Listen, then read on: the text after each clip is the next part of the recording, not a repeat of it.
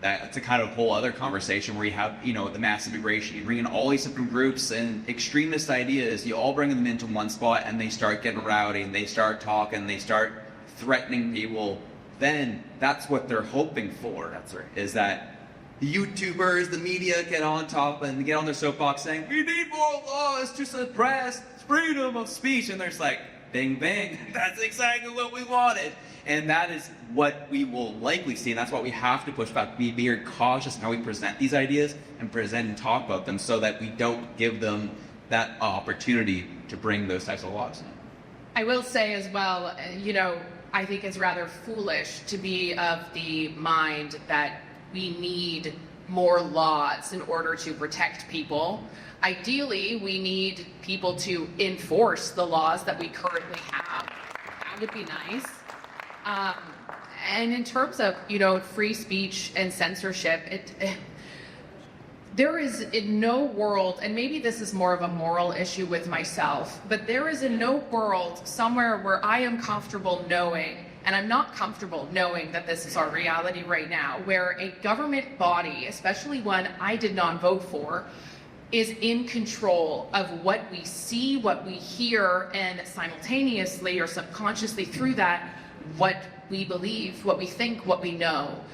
And I would say if there's anything I've learned from being in this space online now versus being in mainstream, it is truly how many people do not know and how much that propaganda, because that is exactly what it is by definition, how much that spreads because people think it's truth. And when you have bills like C11 and C18, which manipulate algorithms, most Canadians don't know that. They manipulate the things that you see, and if you want to test it out, go do a Google search of any online, just go with Google and type in any news headline and tell me on the first 5 pages, what are the article sources? You're going to see CTV, CBC, Global. You're going to see CNN, MSNBC from the States. You will not find an opposing view. You will not find something that shows outside of what the government narrative and messaging is, typically until about between pages 3 to 5, depending on the story, you will. And algorithms don't work like that, by the way. So you will have stories that are actually doing far worse than the center or right-leaning stories, and they are nowhere on that Google search. And then you have, Stephen Guilbeault and the Liberal government bragging so much about Google wanted to pay us $100 million to support Canadian journalists. That is a lie. That is an absolute lie, and I know that for a fact because I was one of them when that legislation was passed.